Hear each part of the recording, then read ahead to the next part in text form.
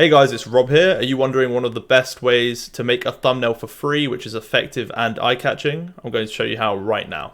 So come over to the site canva.com and register an account.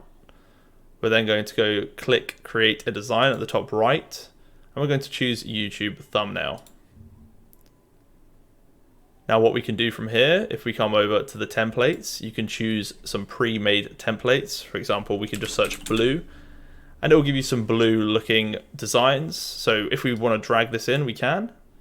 And now we can remove the image of the person if they're irrelevant to your thumbnail. But you can edit all of this text. So we could put Rob's PC. And then we could edit these elements as well if we felt like it. So we could put tutorials, fast and free, for example. So this is the best way I've found to make free effective thumbnails.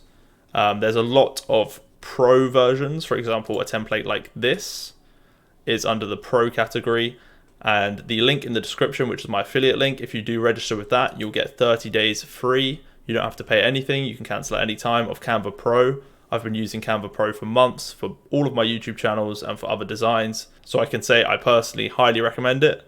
But there you go guys, I hope this was helpful, and I'll catch you again very soon.